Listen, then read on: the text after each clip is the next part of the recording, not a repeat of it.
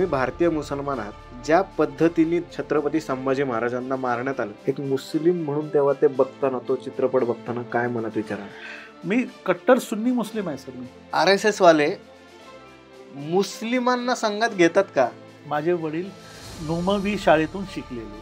तर रोज भोंगेंनी आम्हाला हे का सांगितलं जातं की एकच देव आहे, बाकी कुठला देव नाही? हिंदुआंना डिप्रेशनमध्ये आणण्यासाठी आणि त्यांचं मनोबल तोडण्यासाठी हे कृत्य केलेलं आहे. हिंदूंना धर्म विचारून जेव्हा मारलं जातं तेव्हा एक मुस्लिमाला काय वाटतं? Pahalgam attack is a sign and symbol of Hindu Muslim unity. मुस्लिमांना हिंदूंच्या पोरी पटवण्यासाठी पैसे मिळतात. 3-3, 4-4 बायका का करायच्या असतात? जर का एखाद्या स्त्रीने 3-3, 4-4 नवरे केले तर तुम्हाला चालेल? इथं मुस्लिम लोक 2-2, 3-3 लग्न का करतात? कारण इस्लाममध्ये लेडीजला फ्रीडम आहे. आज बघा तुम्ही, एक मिनिट, इस्लाममध्ये लेडीजला फ्रीडम आहे, कम ऑन. मग तुम्ही का त्यांना बुरखा वगैरे घालायला? उर्दू लँग्वेज जिवंत राहावी यासाठी मोदी गव्हर्नमेंट काम करतंय. आपण म्हणतो तुमचा घसा खराब नाही होत? कुरानमध्ये अल्लाहने सांगितलंय की खून ये मुझे सब में ज्यादा नापसंद है. आतंकवाद्यांना हे कळत नाही. तुम्ही मुस्लिम आहात म्हणून विचारतो, उद्या हा हिंदुस्थान हिंदू राष्ट्र झालं तर चालेल का? चालेल का म्हणजे अजून का झाला नाही मला ते समजत नाही.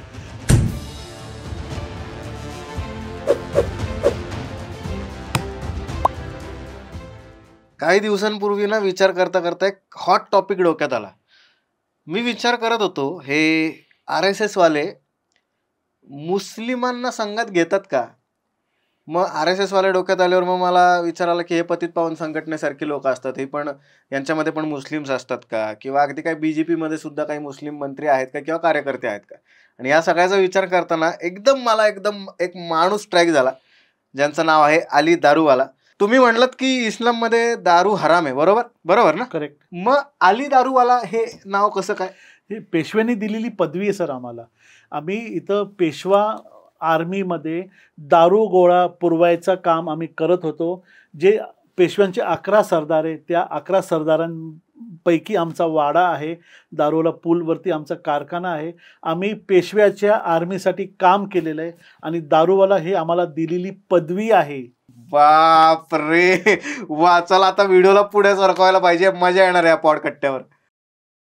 मला कळत नाहीये की एका मुस्लिम व्यक्तीचा RSS शी काय संबंध? RSS जी आहे ना, याचं मला एवढं आवड होतं. सर्वात अगोदर मी राहायला नारायणपेठेत होतो आणि नारायणपेठेत तिथं आमच्या घराच्या बाजूला मोतीबाग म्हणून RSSचं एक कार्यालय आहे आणि तिथनं निघणारी लोक, येणारी जाणारी लोक आमच्या वडिलांचे घट्ट मित्र. माझे वडील नोमवी शाळेतून शिकलेले. मुस्लिम माणूस नोमवी शाळेत शिकलेला. त्यांचे सगळे मित्र म्हणजे गाडगील, जोशी, पंडित आणि नारायणपेठ म्हणजे बामणांचा गड. त्यामध्ये एकच मुस्लिम फॅमिली, ते हे दारूवाला फॅमिली. आणि त्यातनं मी आलेलं आहे. आमच्या घरात टोटल जे आहे पद्धत आणि सगळे जी सिस्टम आहे ते टोटली ब्राह्मणांसारखी. डाळ, भात, वरण, लोणचं याच्यावरती आमचं जास्त भार. मुस्लिमांमधले ब्राह्मण आहात तुम्ही का काय? काय प्रकरण आहे? 100%. ते दारूवाला पूलशी काय संबंध आहे का तुमचा? दारूवाला पूल जे आहे ते आमच्या आजोबांनी इनॉग्रेट केलंय आणि ते देणगी आमची. दारूवाला पूल, दारूवाला मस्जिद, तिथली दर्गा, Daruwala police station, fire brigade. Daruwala मंदिर का नाहीये? दारूवाला मंदिर आता कसं, तिथं आमची एक दर्गा आहे. तिथं तुम्ही अक्षरशः सूरज, कधी 100 लोक आले त्यातनं 60 लोक हिंदू आहेत, 40% मुस्लिम असतात. एवढं मुसलमानांपेक्षा जास्ती श्रद्धा हिंदुवांची त्या दर्ग्यावरती आहे. आणि ते दर्गाची लोक, तिथलं जे पीर वगैरे जे आहे ते सगळं संदल, कंदुरी वगैरे आमच्यापेक्षा जास्त हिंदू लोक करतात. तर मंदिरपेक्षा मुसलमानांची दर्गाला जास्त वाव आणि जास्त अप्रिहेन्शन आणि जास्त हिंदू लोक करतात. तेही एक मिसाल आणि देण्यासारखी आहे. क्या बात आहे. म्हणजे एक दर्गा जिथे हिंदू लोक जास्त जातात. मंदिर कसं, एखादं मंदिर कधी असं दिसणार की जिथे मुस्लिम लोक जास्त जातात? आहे ना, का नाही.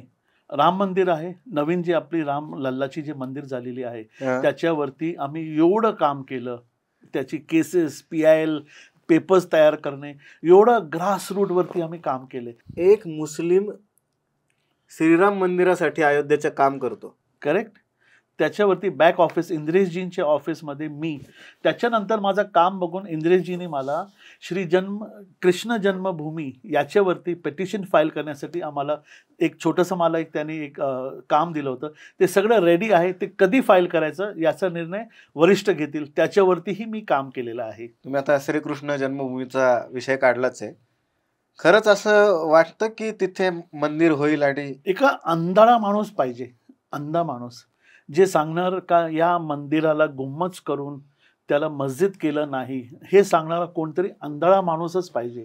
एवढं डिस्टिंक्टली दिसतं का एक मंदिराला तिथं गुम्मच करून मुसलमानांनी त्या काळी हिंदुआंना डिप्रेशनमध्ये आणण्यासाठी आणि त्यांचं मनोबल तोडण्यासाठी हे कृत्य केलेलं आहे. जिता जागता एक्झाम्पल म्हणजे कृष्ण जन्मभूमी आणि जे आता चाललेलं आहे वादविवाद तिथं ते आहे. आणि दिस इज लॉजिकली दिस मुघल एम्पायरने हिंदुआंना त्या काळी डिप्रेस करण्यासाठी, त्यांचं मनोबल तोडण्यासाठी हे सगळे केलेले कृत्य आहे. इस्लामिक आक्रमण झालं भारतामध्ये आणि हिंदूंवर प्रचंड गोष्टी घडल्या गेल्या, मारली गेली हिंदू, त्यांना धर्म परिवर्तन करायला भाग पाडलं, असं इतिहास सांगतो, भूगोल सांगतो. त्याच्यामध्ये मी काही वेगळं बोलत नाहीये. एक मुस्लिम म्हणून कधी याची लाज वाटली आहे, लाजिरवाणा वाटलंय की आमच्या पूर्वजांनी आक्रमण केलं आणि अनेक हिंदूंची घरं एकेकाळी इतिहासात उद्ध्वस्त केली? त्याच्याबद्दल 100% तुम्हाला एक समजणं खूप गरजेचं आहे. हे जे आले हे मंगोल होते. मंगोलांनी हे आक्रमण केलं आणि त्यांचं केवळ आणि केवळ एक उद्देश होता, इथं लुटायचं, इथली धन संपत्ती, इथले स्त्री कैदी करून बंदी करून घेऊन जायचं. पण मागचे 300-400 वर्षामागे हे मुघलमध्ये कन्वर्ट झाले. इस्लाम ॲडव्हेंटमुळे हे रिलिजियस झाले. तेव्हा त्यांनी त्यांचा उद्देश बाजूला ठेवला आणि हे कन्व्हर्जनच्या मार्गाने ते चालले. इथं तुम्ही कधी बघा, इथं इंडियाने कधीही रेझिस्टन्स केलेलं नाही. इंडियाने कुठंही जाऊन आक्रमण केलेलं नाही. जेवढे आक्रमण झाले हे भारतावरती झालेले. Hindus are the most peaceful. मी नेहमी सांगतो, माझ्या प्रत्येक इंटरव्ह्यू आणि डिबेट्समध्ये सांगतो, Hindus are the most peaceful people. हिंदुआंनी पारसींना एक्सेप्ट केलं, मुसलमानांना एक्सेप्ट केलं, गुजरातींना एक्सेप्ट केलं, सगळे समाजाला त्यांनी एक्सेप्ट केलं आणि हिंदूवरती सर्वात जास्त अत्याचार झाला. Hinduism is a way of life and not religion. हे माझं आतून मी सांगतो. हिंदूसारखे प्रेमळ आणि सगळ्यांना एक्सेप्ट करणारे धर्म तुम्हाला कुठेही भेटणार नाही. अलीजी, तुम्ही एक मुस्लिम आहात, RSS बद्दल काय वाटतं? RSSचे जे थोडेच लोक आहे, मुठभर लोक आहे, 40, 50, 100 जे असतील, ते जे बिचारे प्रचारक आहे, त्यांचं एवढं साधा माणूस, मी तर म्हणतो ते फकीर आहे. फक्त ते लुंगी आणि कुर्ता आणि बनियन घालत नाही, ते कुर्ता आणि पायजमा घालतात. एवढे सिंपल लोक आहे. तुम्ही कुठल्याही प्रचारकला कधी भेटा, त्याच्या खिशातनं 100ची कधी नोट आली ना सूरज, तर मी तुम्हाला सलाम करेल. एवढे सिंपल, घर दार सगळं सोडून जे देशाच्या परिवर्तनासाठी काम करतात ते संघमध्ये असतात. आणि बाकी ते लोक नंतर जोडले. हे लोकांना समजायला 100 वर्ष लागले सर. संघवाले यांना काही कोणाशी घेणं देणं नाही. फक्त आणि फक्त हे राष्ट्र कसं सुंदर असावा, इथली पीस कशी असावी आणि इथले नागरिक भले ते कुठल्याही जातीचे असो, ते आपसात कसे प्रेमाने राहतील हे संघ बघतो. आणि हे संघची विचारधारा आहे, त्यामध्ये काही डायल्यूट नाही. मी डंक्याच्या चोटवर सांगू शकतो, RSS एवढे पीसफुल लोक तुम्हाला इंडियामध्ये कुठल्याही ऑर्गनायझेशनमध्ये भेटणार नाही. अलीजी, तुम्ही मुस्लिम आहात आणि तुम्ही RSS बद्दल एवढं बोलताय. मोहनजी भागवत तर म्हणतात हे हिंदू राष्ट्र झालं पाहिजे.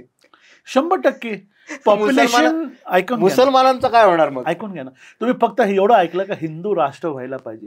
त्यांचं स्टेटमेंट जे आहे ना, कंटिन्युएशन, तुम्ही ते ब्रेकिंग सारखं तुम्ही चालवतात सूरज.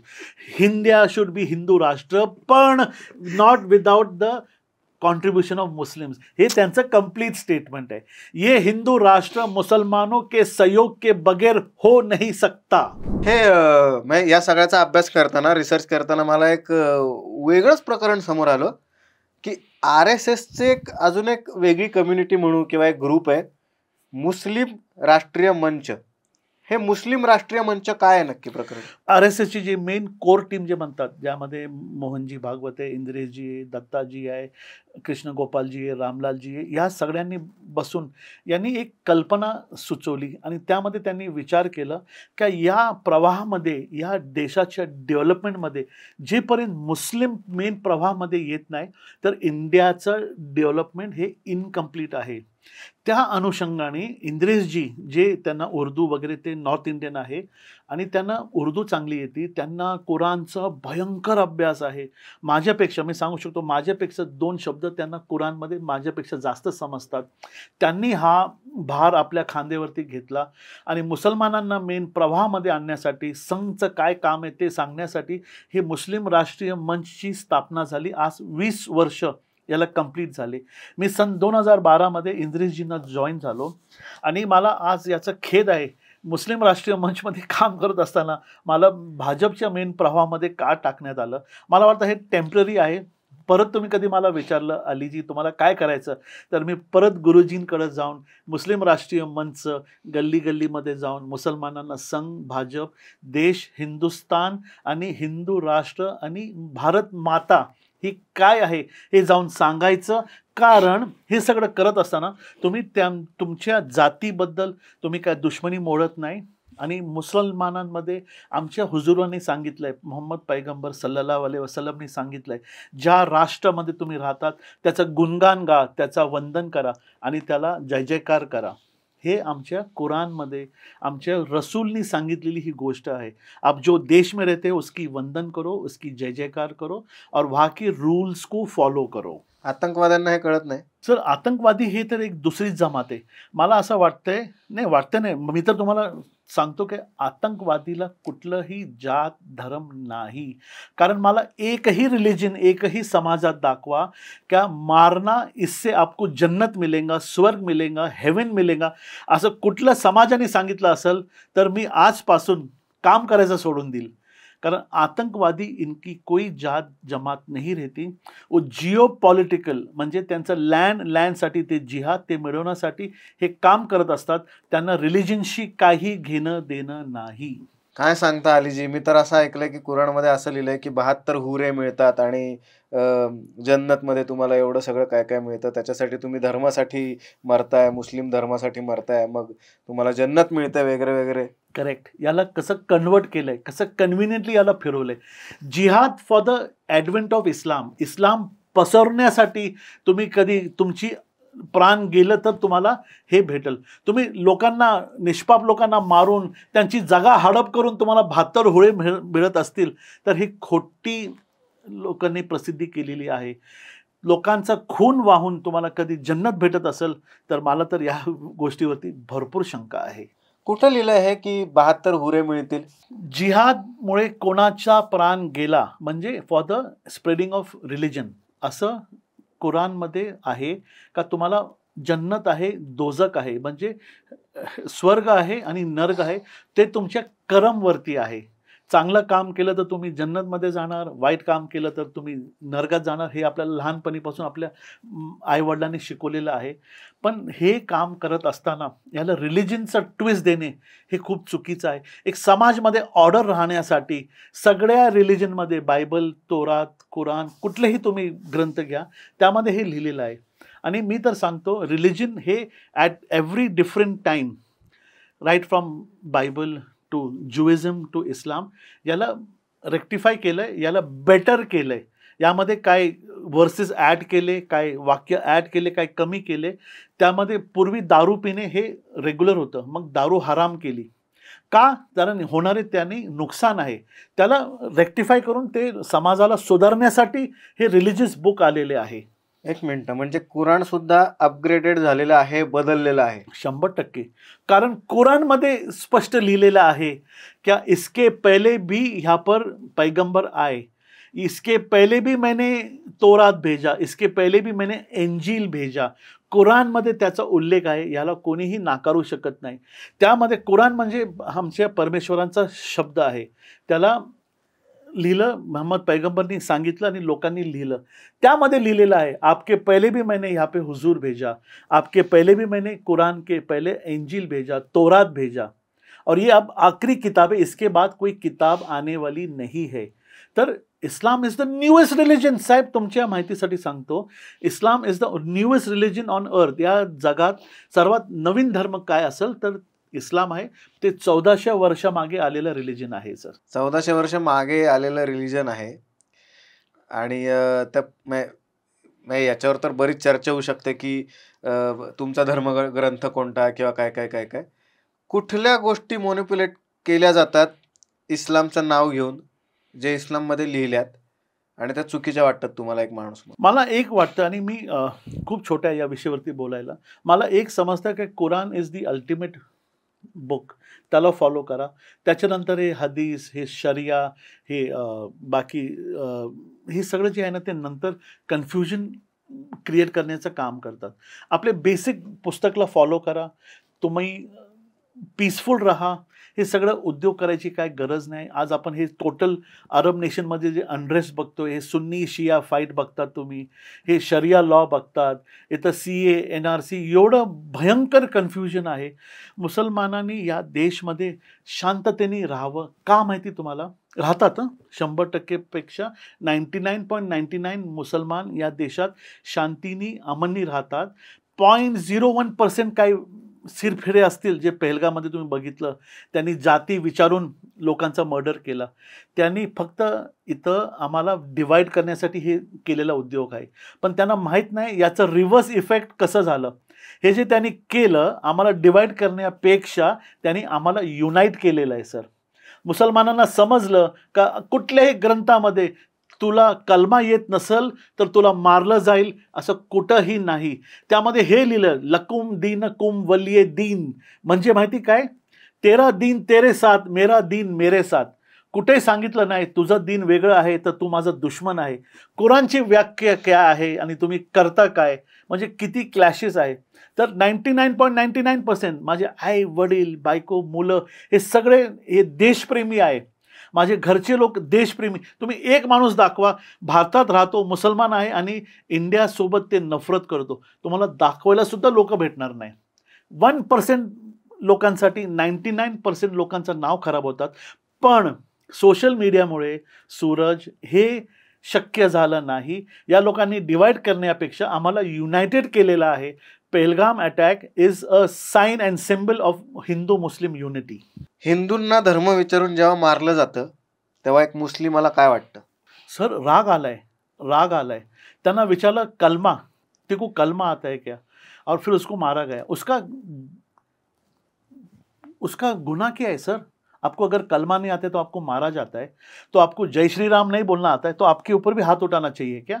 सर, इंडिया में ये सभ्यता नहीं है सर. इंडिया के अंदर ये सभ्यता नहीं है. ये लाने का कोशिश लोगों ने सिस्टमैटिकली किया. ये इतना बड़ा राजकारण है. मैं आपको लिख के देता हूँ, ये लोग पकड़े जाएंगे. ट्रूथ सामने आने वाला है. और इसके पीछे जो कांड है हमारे देश के अंदर डिवाइड करने का, ये सामने आए सिवा रहने वाला नहीं है. उद्या या भारतातले सगळे मुस्लिम जर का भारताच्या विरोधात गेले तर तुम्ही काय कराल? या देशात, याला प्लेबिसाईट म्हणतात, सगळे मुसलमान कधी या देशाच्या विरोधात गेले तर काय होणार? तुम्हाला एकच गोष्ट सांगतो, या देशातले जेवढे मुस्लिम्स आहे ना, तेवढे मुस्लिम्स टोटल सौदी अरब, इराण, इराक, बेरूत, कतार सगळे केले तरी तेवढे मुस्लिम्स नाही. तेवढे मुस्लिम्स आमच्या भारतात आहे. आणि ते एवढे सुखी आहे या भारतात. पर्सिक्युशन तुम्ही कधी बघितले जे बांगलादेशमध्ये होतोय, पाकिस्तानमध्ये होतोय, हे बाकी मुस्लिम राष्ट्रात जे होतोय ते तुम्हाला भारतात कधी दिसणार नाही. कारण हिंदुइझम, जेव्हा मी तुम्हाला सांगितलं, Hinduism is a way of life and not religion. आणि हिंदुइझममध्ये हे सगळं कत्तल करणे हे तर कुठं उल्लेखच नाही. आलं त्याला एक्सेप्ट करा. आणि हिंदुस्थानमध्ये एवढे प्रेमाने लोक राहतात, हे इथं होणं अशक्य आहे. हां, पण काय होणार आहे मी तुम्हाला सांगू शकतो सूरज. जे मुस्लिम राष्ट्रीय मंचचं काम चाललं आहे, जे आमच्यासारखे काही लोक आहे, जे लोकांना युनाईट करून मेन प्रवाहामध्ये आणण्याचं काम करते, जे 3-5% आता तुम्हाला वोट दिसतात ना मुसलमान भाजपला देतोय, ते तुम्हाला पुढं जाऊन ते 10 ते 15% पर्यंत लोक तुम्हाला दिसतील जे आज भाजपला वोट करताय, मोदीजी, योगीजी, देवेंद्र फडणवीसला वोट करतात. कारण ते इमानदारीने ऑनेस्टली या देशासाठी काम करतोय. आणि आपला देश कुठं आता पोचलाय? सौदी अरब, नी आम्हाला हायेस्ट ऑनर दिलं, कतारने आम्हाला हायेस्ट ऑनर दिलं, दुबईने आम्हाला हायेस्ट ऑनर दिले. आज इंडिया को दुनिया सलाम कर रही है. सर्वश्रेष्ठ भारत 2047 में हमारा इंडिया नंबर 1 बने सिवा नहीं रहेगा. आपकी संपत्ति, घर के औरत, बाल बच्चे, ये देश में महफूज और सेफ है. और ये देश को स्ट्रांग करने के लिए एक कम्युनिटी की ज़रूरत है जो आज वोट नहीं करता है हमको, वो मुस्लिम है. मगर ये मुस्लिम्स भी जागेंगे, क्योंकि 60 साल उनका ब्रेन वॉश किया. उसके पहले ब्रिटिश ने उनका ब्रेन वॉश किया और सिर्फ डिवाइड करने का काम किया. आज से 10 साल 15 साल पहले ये पहल शुरू हुई हिंदू मुस्लिम्स को यूनाइट करने की. ये अलग तो थे ही नहीं, मगर ये अभी एक होंगे. और इसके बाद में आपको हिंदू राष्ट्र विद the intervention end help of Muslims आपको दिखेगा. तुम्ही एवढं सगळं हिंदू मुस्लिमांबद्दल बोलताय, एक मुस्लिम असून तुम्हाला सगळं एवढं कळतंय, तर सकाळी सकाळी जी अजान वाजते अल्लाहू अकबर, त्याचा अर्थ असा जेवढं मी ऐकलंय असं होतं की फक्त एकच देव आहे तो अल्लाह, दुसरा कोणी नाही, असं मला कोणीतरी त्याचा अर्थ सांगितला. हा अर्थ खरा आहे का? आणि खरा असेल तर मग रोज भोंग्यांनी आम्हाला हे का सांगितलं जातं की एकच देव आहे, बाकी कुठला देव नाही? ऐसा नहीं है. उसके अंदर ये लिखा है अल्लाह अकबर, ला इलाहा इल्लल्लाह, मोहम्मद रसूलुल्लाह. आओ उसके सामने सर झुकाओ, वो काबिल तारीफ, वो काबिल वर्शिप है, ये कहा है. उसके अंदर ऐसा नहीं कहा है क्या दूसरे भगवान काबिल तारीफ, काबिल वर्शिप नहीं है. मुसलमानों को ये मैसेज दिया है, आओ उसके सामने झुको जो काबिल वर्शिप है, इतना कहा है. उसका लोगों ने ऐसा अर्थ निकाला है कि आओ उसके सामने झुको, बाकी कोई झुकने के लायक नहीं है. ऐसा कभी भी नहीं. और अजान का मतलब भी ये नहीं. हाँ, ये बातें भोंगे के ऊपर नहीं करना चाहिए, क्योंकि आप मुस्लिम हैं, मुसलमान को उठाइए, सारी दुनिया को मत उठाइए. इसके लिए मैं मानता हूँ ये गलत है. अपना रिलीजन 4 दीवारी के अंदर प्रैक्टिस करना चाहिए, भले वो कोई भी रिलीजन हो. 4 दीवारी में प्रैक्टिस करो. और जब आप दुनिया में जाते हो तो रिलीजन को अपने घर पे रखो और ईमानदारी को अपने दिल में रखो. एखादा माणूस नास्तिक आहे किंवा एखादा माणूस हिंदू धर्म फॉलो करतो, एखादा बौद्ध धर्म फॉलो करतो, त्यांचे प्रत्येकाचे देव ठरलेले आहेत, सगळं आहे.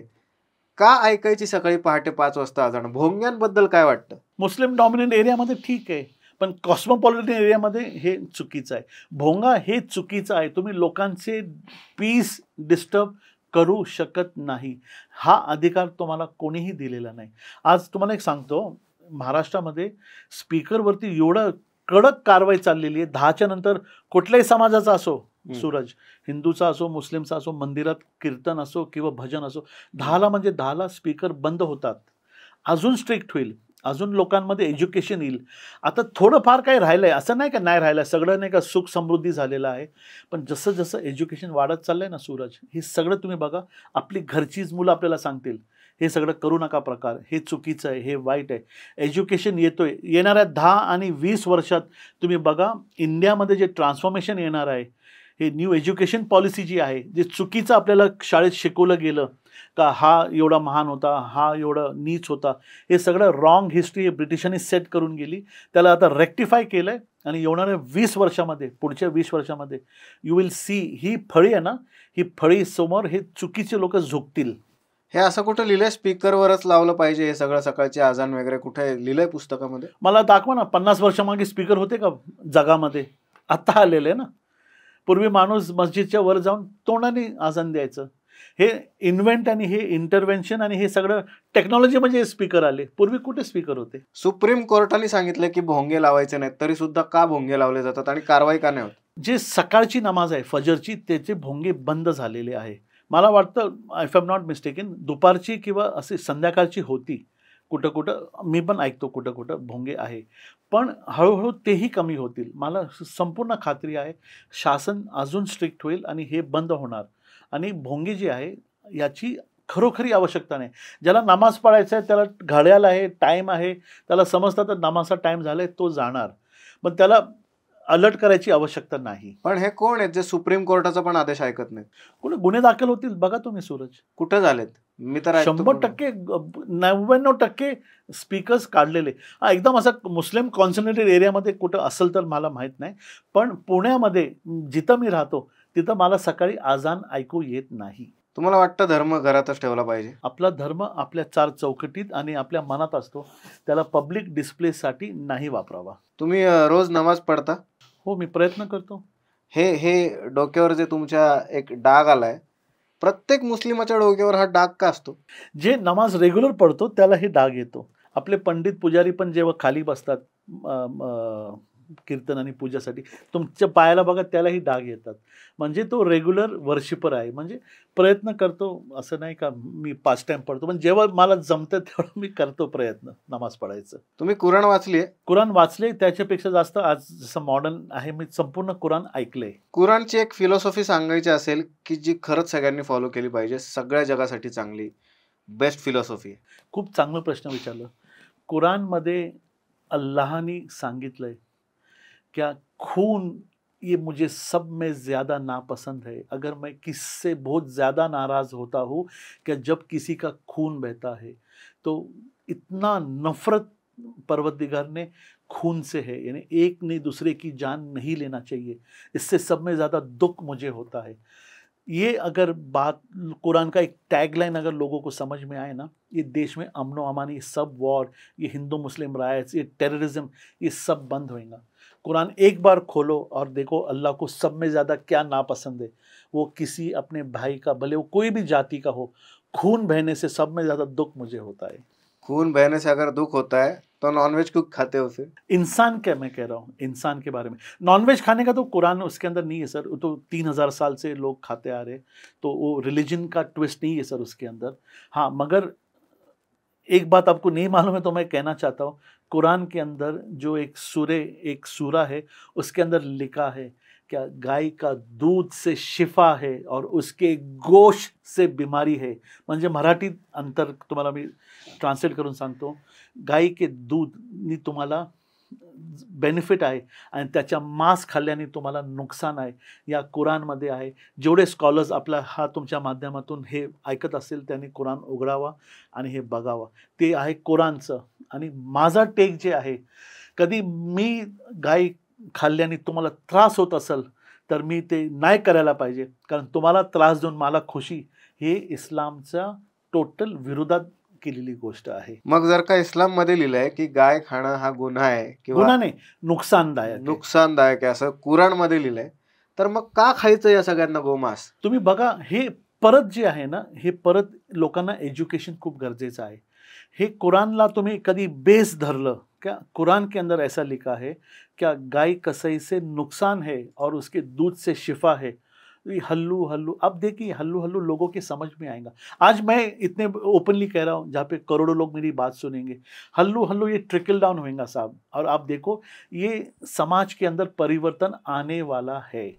हे एक डुक्कराचं काय प्रकरण आहे? मी बऱ्याचदा ऐकलंय की वर्ज्य सांगितलंय डुक्कर, म्हणजे डुक्कर मुस्लिमांना चालत नाही, इस्लाममध्ये डुक्कराला वर्ज्य म्हणलं, ह्याचं काय कारण? दोन गोष्टीला हराम सांगितलं. हराम हराम म्हणजे खायचं नाही, म्हणजे त्याला काही सबस्टिट्यूटच नाही.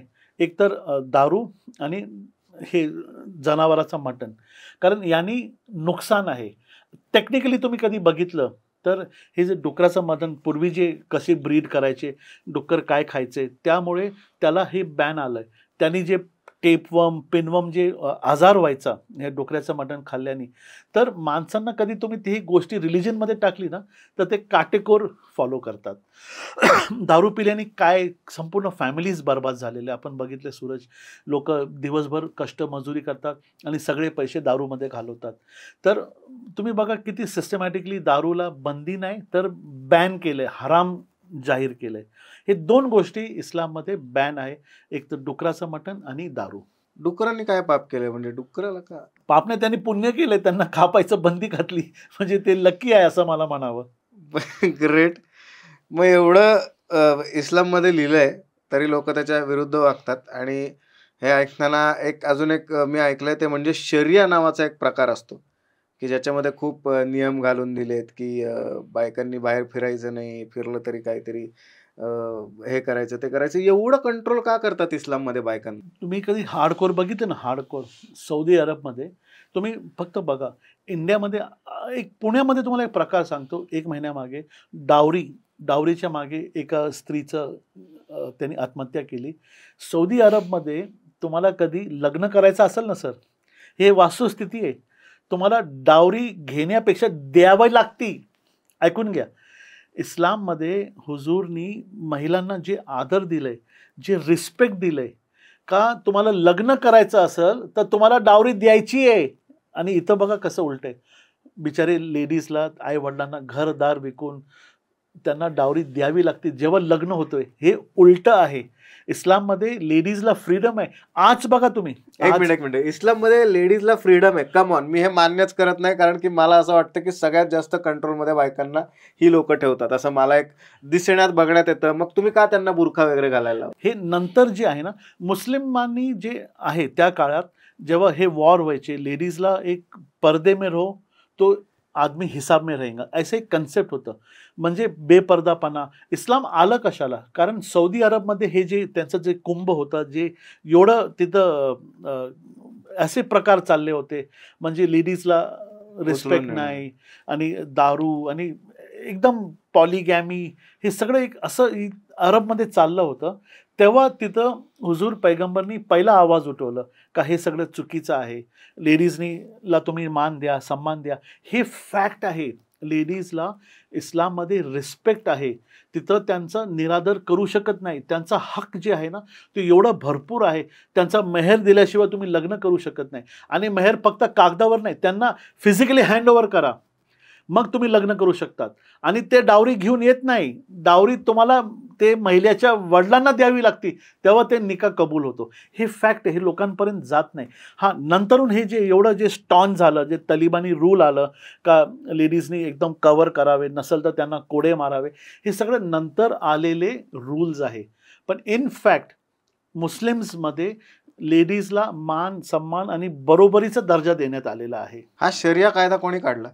शरिया over the period of time जे आहे, जसं डेव्हलपमेंट झालं, जसं लिकापळी वाढली, तसं तिथले मौलवी लोकांनी हे शरिया, हे कायदा काढला. पण तुम्हाला एक मी सांगू शकतो, मला शरियाची एक पुस्तक दाखवा. There is no law like शरिया.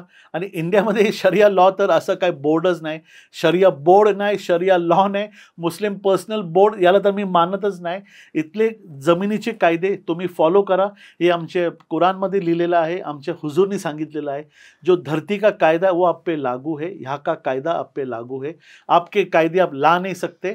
तो जैसा यूनिफॉर्म सिविल कोड है, ये बहुत आना ज़रूरी है, इसको मैं बिलीव करता हूँ. युनिफॉर्म सिव्हिल कोड आला तर तुम्हाला 4-4, 5-5 लग्न नाही करता येणार अलीजी. युनिफॉर्म सिव्हिल कोडमध्ये मी तुम्हाला एक सांगतो, यामध्ये जे आहे ना, त्यामध्ये लग्नावरती आणि तुमचं ते वाटप आहे, जकात, हे याच्यावरती नियंत्रण नाही. पण जे शेअर वाटप आहे, हे बाकी जे तुम्हाला गव्हर्नमेंट सोबत जे तुमचं दैनंदिन काम आहे, त्यावरती तुम्ही तुमचं रिलिजन लादू शकत नाही. विलवरती जर म्हणता हिब्बा केलाय, हिब्बा म्हणजे व्हॉट इज हिब्बा? का आम्ही कुरानला समोर ठेवून असा हिब्बा केलाय, म्हणजे ते कोणी ऐकलं नाही, तुम्ही फक्त समजलं नाही, तसं नाही. Will, property, dispute, civil law, म्हणजे खूनला जे आहे तुम्हाला ट्रायल होणार आहे, नाहीतर ॲज पर इस्लाम तुम्ही खून केलं तर तुम्हाला जमिनीत घालून तुम्हाला कोडे मारायला पाहिजे. हे रूल्स तिथं आहे, जे काय आमच्या फायद्याचे आहे, काय आमच्या विरोधात आहे. पण देशाचे रूल हे सर्वपरी आहे आणि आमच्या रिलिजनपेक्षा ते जास्त इम्पॉर्टंट आहे. अलीजी, आत्ता मगाशी मी एक मुद्दा मांडला की युनिफॉर्म सिव्हिल कोड आलं तर मुस्लिमांना जास्त लग्न नाही करता येणार, 3-3, 4-4, 5-5 लग्न नाही करता येणार. आणि त्यालाच जोडून माझा एक प्रश्न आहे, मुळात 3-3, 4-4 बायका का करायच्या असतात? जर का एखाद्या स्त्रीने 3-3, 4-4 नवरे केले तर तुम्हाला चालेल? बिलकुल नाही, प्रश्नच उठत नाही. कुठल्या रिलिजनमध्ये हे अलाउड आहे मला दाखवा, जे तुम्ही इस्लामबद्दल विचारतात. का दुसऱ्या रिलिजनमध्ये एक स्त्रीला 2 नवरे आहे आणि इस्लाममध्ये नाही, हे ऑर्डरमध्ये नाही. पण इथं मुस्लिम लोक 2-2, 3-3 लग्न का करतात? कारण जेव्हा वॉर असायची, त्या काळचा सांगतोय, तेव्हा पुरुष जे वॉरमध्ये जायचे तर लेडीज लोक बेवा व्हायचे, म्हणजे त्यांना हजबंड नसायचे. तर गैरव्यापार, गैरधंदे करण्यापेक्षा त्यांना तुम्ही निकामध्ये घेतलं तर त्यांना मान सन्मानाने एक नाव आणि फॅमिलीमध्ये तुम्ही ठेवू शकतात. त्यासाठी याला हलाल केलेलं होतं. पण त्याचा अर्थ असं नाही का तुम्ही आज ते तुमच्या करमणुकीसाठी ते तुम्ही कायदा वापरावा. तर हे डिफरन्स आहे. पण कोणी बेवा आहे, कोणाला हेल्प करायचं असेल तर त्यासाठी लोक काही करतात, पण त्याला तुम्ही समान आणि दोघांना व्यवस्थित ठेवलं पाहिजे. हे ॲज पर इस्लामिक लॉ. पण ॲज पर लँड कधी ते रूल आलं तर तुम्हाला फॉलो करावा लागेल. एक मुस्लिम माणूस म्हणून तुम्हाला पटतं 3-3, 4-4 लग्न आजच्या काळात करणं? नाही, not at all, not possible and should not be done also. म्हणजे करतात त्यांच्याबद्दल काय, त्यांना काय सांगाल? काय त्यांचे कंपल्शन्स असतील, काय त्यांचे असं सांगता येत नाही का केले त्यांनी. Can it be, definitely it can be to help or to accommodate somebody, but definitely not for entertainment purpose. Entertainment पर्पजसाठी त्यांनी प्लीज कृपा करून हे करून समाजाचं आणि धर्माचं नाम खराब करू नये. एक खूप भयंकर कॉन्सेप्ट ऐकली मी, गजवाय हिंद, ज्याच्यामध्ये जास्तीत जास्त मुस्लिमांनी मुलांना जन्माला घालावं आणि त्याच्यानंतर इथे मुस्लिम वाढतील आणि एक दिवस इथे मुस्लिमांचं राज्य येईल, या भारतामध्ये मुस्लिमांचं राज्य येईल आणि हा सुद्धा एक मुसलमान राष्ट्र होऊन जाईल, असं एक त्याच्यामध्ये सांगितलंय. गजवाई हिंद जे आहे ना, हे एक कन्सेप्ट नाही, हे कल्पना आहे. काय मुसलमानांना असं वाटतंय का एक काळ असं येईल का एक आर्मी येणार आहे ईस्टमधून, जे त्यांच्या हातात हारा झेंडा असणार आणि ते संपूर्ण वर्ल्ड ऑर्डर इस्लामिक करणार आहे आणि तेव्हा टोटल हिंदू मुसलमान होतील, कन्वर्ट होतील आणि एक ऑर्डर राहील, ते आहे इस्लामिक ऑर्डर. पण हे एक कल्पना आहे, हे कुठेही लिहिलेलं नाही, कुराणमध्ये याचा उल्लेख नाही. हे नंतरून एक कल्पना मॅन्युप्युलेशनसाठी लोकांवरती. हे जसं अलेक्झांडर आला होता, त्याला असं वाटलं की Roman empire will be all over the world. मग सलाहुद्दीन आला, त्याला वाटलं ऑल ओव्हर द वर्ल्ड. मग चंगेज खान आला, त्याला वाटलं ऑल ओव्हर द वर्ल्ड. हे एक कन्सेप्ट आहे, पण हे ॲक्च्युली कधीही कन्सेप्च्युलाइज झालेलं नाही. Ghazwa Hind is also a idea and it is not a factual thing. In fact तुम्ही बघा, बाकीची जी आबादी आहे ती वाढती. बुद्धिझम बघा तुम्ही किती रॅपिडली वाढलंय. तर this is not possible, this is just a concept. काही स्टॉन्ज लोक आहे, सूरज, असं तुम्ही त्यांना सांगू शकत नाही. जे आहे काय स्टॉन्ज लोक, त्यांना वाटतं का माझं रिलिजन इज द बेस्ट आणि सौदीमधून किंवा अरब नेशनमधून एक अशी फोर्स येणार आहे जेव्हा कन्व्हर्जन होणार आहे, मॅस कन्व्हर्जन होणार आहे आणि एक रिलिजन राहणार आहे. नाही, असं काही एक कन्सेप्ट आहे, हे असं फॅक्च्युअल कुठंही नाही आणि आमच्या तर पुस्तकात असं याचा कुठंही उल्लेख नाही. पण बरोबर वाटतं आपला धर्म वाढावा म्हणून 5-5, 6-6, 7-7, 8-8 पोरं जन्माला घालायची आपली परिस्थिती नसताना एखाद्या मुस्लिमाने असं वागणं कितपत योग्य आहे? पूर्वी फॅमिली प्लॅनिंग हे कन्सेप्टच नव्हतं. तुम्हाला किती आता मुलं? मी सांगतो, मला फक्त 2 मुली आहे. पण समजून घ्या, हे ॲज एज्युकेशन जसं महागाई वाढली, जसं त्यांना समजतं का आता आपल्या मुलांना चांगलं एज्युकेशन द्यायचं, मुसलमान समाज पण आज या कन्सेप्टकडे वळतोय. त्यांना माहिती आहे का 6-6, 7-7 मुलांना मी काळजी करू शकत नाही, त्यांना सगळ्यांना मी जेवण पोशाख देऊ शकत नाही. त्यांच्यामध्येही एज्युकेशन आता येऊ लागलं आहे. बेसिक होतो, मी असं सांगत नाही का मुसलमानांना मुलं जास्त आहे, पण असं काय एक म्हणणं नाही का तुम्ही मुस्लिमांनी मुलं करा आणि मग त्यांचं संख्या वाढेल आणि मग आपण इंडियाला टेक ओव्हर करू. कोणी इंडिया टेक ओव्हर करण्यासाठी हे काम करत नाही. आता त्यांना समजलं आहे की अपने बच्चों को एजुकेशन और अच्छा खाना और कपड़े देना है, ये 6-6 बच्चे रह के नहीं जमने वाला है. आता हे चेंजेस तुम्हाला बघायला भेटतील. अलीजी, तुम्हाला 2 मुली आहेत ना, एखाद्या मुलीने जर का हिंदूवर प्रेम केलं आणि त्याशी लग्न केलं, तुम्हाला चालेल? माझी बायको पारसी आहे, म्हणजे द फॅक्ट मी एवढं स्टॉन्ज मुस्लिम आहे, मी नमाज करायचा प्रयत्न करतो आणि किती ब्रॉड माइंडेड. माझे वडील, मी तेच सांगितलं, नारायणपेठेतून आम्ही आलेले आणि माझी मिसेस पारसी आहे. त्याला मी नमाजसाठी, कन्व्हर्जनसाठी बिलकुल दमदाटी आणि धमकी करत नाही. ती त्याचा रिलिजन फॉलो करते. माझी दोन्ही मुली त्यांचा पारसी समाजात, जसं आपल्यात नवज्योत हे म्हणतो मुंडन, त्यांनी त्यांचा नवज्योत केलेला आहे. ते पारसी अग्यारी मंदिरात जातात आणि त्यांचं ते कस्टम फॉलो करतात, कारण रिलिजन इज हिअर.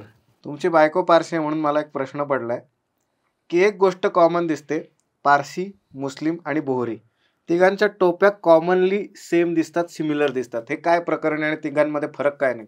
टोपीचं एक एवढं मोठं मस्त आहे, आम्ही शाळेत शिकलो होतो. आम्हाला एक चॅप्टर होतं स्कूलमध्ये, टोपी वेगवेगळ्या कम्युनिटीचं एक सिम्बल होतं पूर्वी. इस्लामिक शाळा होती तुमची? नाही, मी इंग्लिश जेजुईट स्कूलमध्ये शिकलोय मी. अच्छा, तिथे टोपीबद्दल सांगितलं. तिथं टोपी बोलते. आम्हाला एक शाळेमध्ये एक चॅप्टर होतं बालभारतीमध्ये, टोपी के ऊपर. त्यामध्ये एवढं टोपीचं एक कन्सेप्ट, एक आयडेंटिटी जी होती ना लोकांची पूर्वी, ते टोपीमुळे होती. म्हणजे मुस्लिम अशी टोपी घालणार, पारसी लोक अशी टोपी घालणार आणि मग आपले भटजी कशी टोपी घालणार, हे लोकांना आयडेंटिफाय करण्यासाठी टोपीचा ही कन्सेप्ट होता.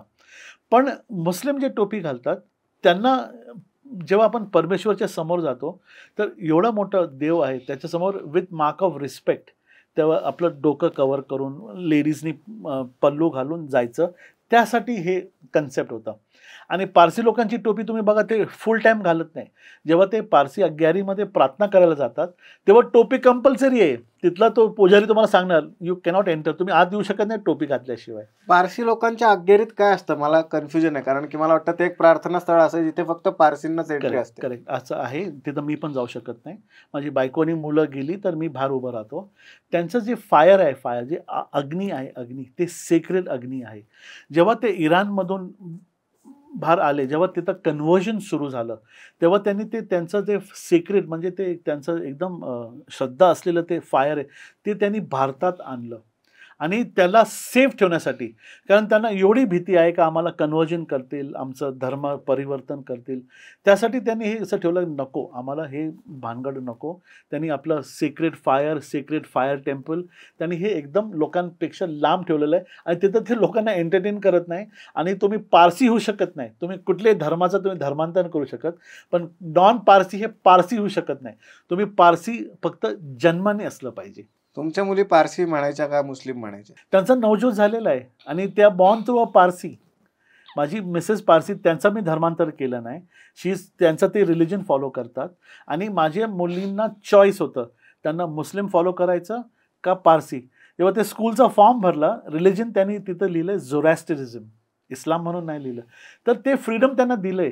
सर मी तुम्हाला सांगतो, एज्युकेशनमुळे खूप इथं एक इनोव्हेशन आलेलं आहे देशात. आणि पुढं येणारी 20-30 वर्ष आहे ना सूरज, हे तुम्ही भारत जे आहे ना, जेव्हा मोदीजी म्हणतात ना 2047 सर्वश्रेष्ठ Bharat, the best country in the world, याकडे आपण आता पाऊल टाकलं आहे. मी भाजपमध्ये की आलो, मी RSSमध्ये का आलो, कारण या पार्टीमध्ये, या लोकांमध्ये, या जे संघाच्या लोकांमध्ये विजन आहे. आणि त्यांचं विजन एकच आहे, India should be the best. हल्ली तुम्ही मुस्लिम आहात तरी सुद्धा तुमच्या बायकोला धर्म परिवर्तन करायला लावलं नाही. बिलकुल नाही. मग हे लव्ह जिहादवाले कुठनं येतात? लव्ह जिहाद एवढं नॉनसेन्स आहे ना सर, एवढं नॉनसेन्स आहे. हे लिव्हिंग एक्झाम्पल आहे सर. तुम्हाला प्रेम झालं, त्या व्यक्तीशी झालंय, ते कुठलं रिलिजन फॉलो करतात ते तुम्ही, त्याची तुम्हाला काय घेणं देणं आहे. म्हणजे you have to give the freedom. हां, त्याला समजून त्याला स्वतःहून कधी करायचं असेल तर तुम्ही त्याला थांबवू नका. आता त्याला स्वतःहून पारसी रिलिजन फॉलो करायचं होतं तर त्याला मी स्टॉप नाही केलं. आता त्याला स्वतःहून कधी मुस्लिम व्हायचं असलं असतं तर त्याला मी कोण आहे स्टॉप करणारा. हां, कधी त्याला करण्यासाठी मी धमकी, मारहाण, त्याला हकलून देणे, हे सगळे प्रकार केले असते ना, म्हणजे that would have been a backward tribal. त्याला लव्ह जिहाद आपण सांगू शकलं असतं.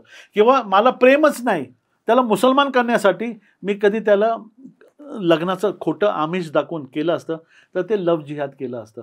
असं सांगितलं की तुम्ही एका नॉन मुस्लिमला मुस्लिम केलं तर तुम्हाला 7 हजचा सवाब आहे, म्हणजे पुण्य तुम्हाला भेटेल.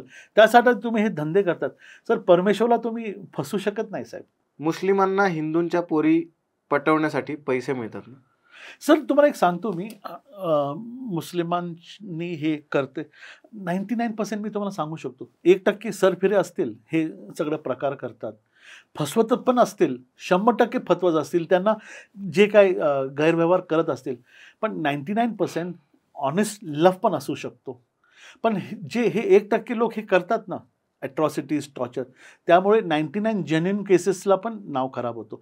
लाईकवाईज तुम्ही जेव्हा हिंदूची मुलगी मुसलमानासोबत लग्न करते, इथं मुस्लिम लेडीज पण हिंदूसोबत लग्न करतात, कन्वर्ट होतात, फॉलो करतात. काही काही तर असे आहे जे मुस्लिम नाही, हिंदू मुस्लिम झाले आणि आमच्यापेक्षा जास्त पायस आहे, आमच्यापेक्षा जास्त नमाज पडतात, आमच्यापेक्षा जास्त त्यांना 2 शब्द समजतात. ते अंतःकरणातून येणारी गोष्ट आहे. रिलिजन हे अंतःकरणातून येणारी गोष्ट आहे. त्याला दाब दबावणी थोडा वेळ तुम्ही करू शकतात, पण लाँग टर्ममध्ये हे सगळे गोष्टी टिकत नाही. बेशक लव्ह जिहाद होतोय, गाय कसंही इथं लपून होतीये, हे 2 गोष्टीला मी निषेध करतोय आणि सांगू इच्छितो का प्लीज मुस्लिमांनी हे जे लोक करतात करू नका. कारण त्यामुळे आपल्या समाजाचा, सगळीकडे एवढी चांगला समाज आहे आपलं, एवढी चांगली पुस्तके, त्यांचं सगळ्यांचं नाव खराब होतोय. तुम्ही पतित पावन संघटनेमध्ये होतात ना? होतो ना, आहे अजून पण. एक तर मला हाच कॉन्फ्लिक्ट कळत नाही, की एक मुस्लिम पतित पावन संघटना जी प्रॉपर हिंदूंची संघटना आहे त्याच्यामध्ये कसा गेला? त्या मुद्द्यावर येऊ, पण त्याच्या आधी मला हे विचारायचंय, तुम्ही स्वतःहून लव्ह जिहादचं प्रकरण बघितलं आणि तुम्ही बघितलंय की येस पैसे मिळतात मुसलमानांना हिंदू पोरी पटवण्याच्या? ऑन रेकॉर्ड तर मी नाही पाहिलं, ऐकलंय. कुठं कुठं काय असे केसेस झाले पतित पावनमध्ये असताना. आम्ही तिथं गेलोय. तिथं काही लेडीजनी कन्फेशन दिलंय का मला जोर जबरदस्ती केली. त्या मुलींना आम्ही परत आणलंय, रिहॅबिलिटेट केलंय आणि पतित पावन या सगळ्या कामामध्ये खूप अग्रेसर आहे. तुम्ही स्वतः कधी लव्ह जिहाद थांबवलाय? म्हणजे मी असं पण ऐकलंय त्याच्यामध्ये की हिप्नोटाईज केलं जातं हिंदू मुलींना मुस्लिम मुलांकडनं. हिप्नोटाईज नाही, हे काय काय गुरु असतात, काय काय धर्म गुरु असतात. हे अशी भावना स्पीच करतात, असे बोलतात. काय काय लोकांना ते मन ते पिघलून टाकतात. त्या पिरियडमध्ये काय लेडीज वाहून जाऊन त्यांनी हे कधी केलं असेल. पण जेव्हा त्यांना नंतर समजलंय का आता मला रिव्हर्ट करायचं, तर रिव्हर्ट करत असताना त्यांच्यावरती जे फॅमिली प्रेशर येतो, तेव्हा पतित पावन समोर जातोय. कारण मी असे केसेस बघितले का हिंदू लेडीजनी खुशीने मुसलमानसोबत लग्न केलंय, खुश आहे. पण त्याच्यावरती हे असं दाबदबाव प्रकार नाही. जिथं दाबदबाव प्रकार झालेला आहे तिथं लेडीजनी लग्नातून वॉकआउट पण केलेलं आहे. ते सुद्धा मी बघितलंय. आणि वॉकआउट करत असताना तिथं काही अडचणी आली असेल तेव्हा मग गाव इन्व्हॉल्व झालं, समाज इन्व्हॉल्व झालं, तिथले लोक इन्व्हॉल्व झाले आणि तिथं मारामारी झाली आणि पोलीस प्रकरण झालंय. हे सुद्धा मी बघितलेलं आहे. कारण जेव्हा मुलीवर अत्याचार होतो मग त्याची फॅमिली, त्याचे राहणारे समाज हे सगळं एकत्रित होतात, तेव्हा हे भांडण होतात आणि तेव्हा हे सगळं प्रॉब्लेम सुरू होतात. रिलिजन प्रायमरी असतो, सेकंडरी जेव्हा ते डोमेस्टिक व्हायलन्स सुरू होतं तेव्हा हे सगळे भांडण मारामारी होतात. आणि मग काही काही समाजकंटक असतात, त्याला काही ते आपल्या बेनिफिटसाठी त्याला वेगळं रूप देण्याचा प्रयत्न करतात. मी असं पण ऐकलं की मुस्लिम मुलं कुठलं तरी हिप्नोटाईज करण्यासाठी कुठला तरी वास वापरतात आणि हिंदू मुलींना पटवतात. 100% मी बघितलं. एक कुठेतरी 2-3 चोरीचे प्रकार झाले. ते हिप्नोटाईज केलं. ते हिप्नोटाईज नव्हतं, काय पावडर असं ते टॅप करतात.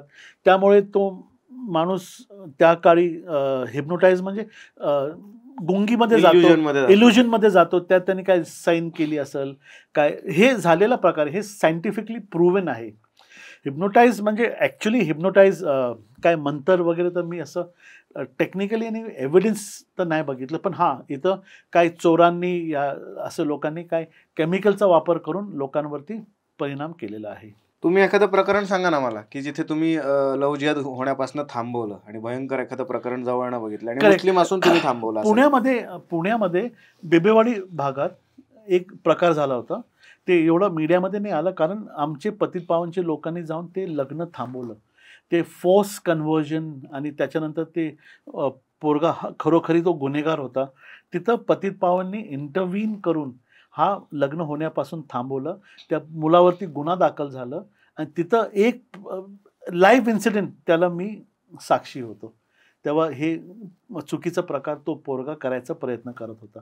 That is my first hand experience. काय केलं त्यांनी त्या मुलीसोबत? लग्न करायचं होतं, त्याला कन्वर्ट करायचं होतं, जोर जबरदस्ती. जेव्हा त्यांनी नाकारलं, त्यांनी फोर्स यूज केलं, तेव्हा त्यांनी पतित पावनला त्या मुलीने अप्रोच केलं. तेव्हा आम्ही आलो आणि मग त्या पोराला अटकसुद्धा झाली.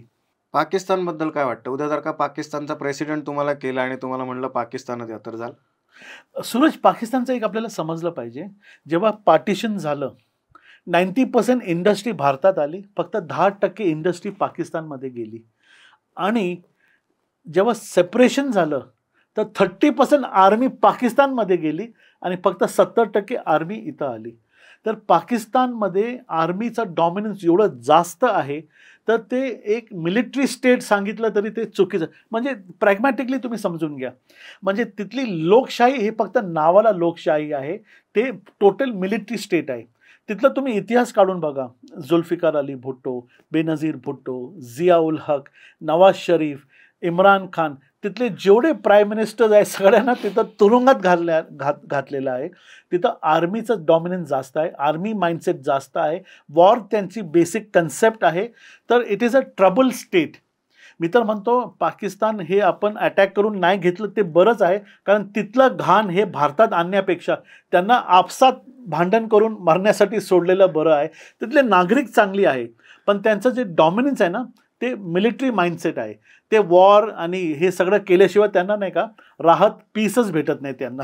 तुम्हाला पर्सनली पाकिस्तानबद्दल राग आहे का प्रेम आहे? लोक गरीब आहेत, त्यांना चॉईस नाही आणि आर्मीचं डॉमिनन्स एवढं जास्त आहे ना, म्हणजे त्यांना काय स्वतःचं मत मांडण्याचा त्यांना संधीच दिली जात नाही.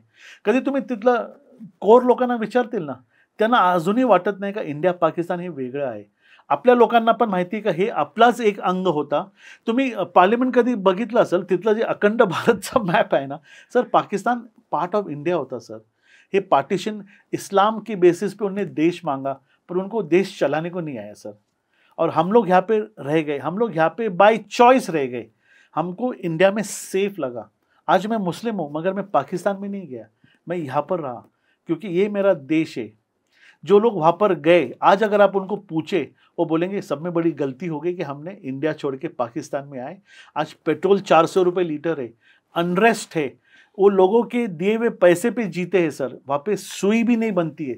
90% इंडस्ट्री इंडिया में आई और सारी अनवॉन्टेड आर्मी उधर चली गई. मी एक हिंदू आहे आणि अनेक हिंदू लोक सर्व धर्म समभावाला मानतात. तुम्ही मुस्लिम आहात, तुम्हाला मान्य आहे सर्व धर्म समभाव?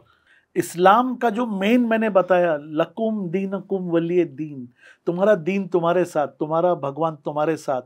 तुम्हारे भगवान को उतना ही रिस्पेक्ट करो जितना मैं मेरे अल्लाह को रिस्पेक्ट करता हूँ. किसी के धर्म को, किसी के भगवान को आप अपशब्द मत बोलो, ये कुरान मेरे को सिखाता है सर. तो ये कम्युनिटी ने इतना कुछ दिया है सर. परसिक्यूशन एक भी नहीं इंडिया में साहब. आप एक बात समझिए, ये मौला मौलवी को समझना चाहिए. 25 करोड़ मुस्लिम्स ये देश में रह रहे और यहाँ पे मेजर पॉपुलेशन हिंदू है सर. और आपको कभी भी पूछा नहीं गया. ये झूठा नैरेटिव चला गया, सीए आएगा, एनआरसी आएगा, तुम्हारी नागरिकता छीनी जाएंगी. मुझे बताइए किसकी नागरिकता छीनी गई? बांग्लादेश में हिंदुओं को पूछ के मारा गया, पाकिस्तान में मारा गया. मेरे को इंडिया में बताओ सर, उल्टा या हिंदुओं को जात पूछ के मारा गया. तो ये फैक्ट है sir. This is the fact, you should understand. और सर मुसलमान भी जानता आहे, मुसलमानांना पण माहिती आहे या देशात सेफ आहे, त्यांची इन्व्हेस्टमेंट सेफ आहे, त्यांची जमीन जायदाद घर सेफ आहे, त्यांची मुलं बाळं या देशात सेफ आहे. आणि हा देश आज एवढा टाईट मोदीजीच्या हातात आहे, ज्याच्यावरती कोणी डोळे बोलते ना आँख उठा के आज भारत को कोई देख नहीं सकता है. मी आज मोदींना मानणारा मुसलमान बघितला आयुष्यात पहिल्यांदा. एक रियल आहे, खरं असं घडतं का आयुष्यात? सर मोदी है तो मुमकिन है, ये मैं बात को मानता हूँ. वो आदमी सर, आप देखिए वो आदमी सर सब में पहले पॉलिटिशियन नहीं है, आप समझ में लीजिए.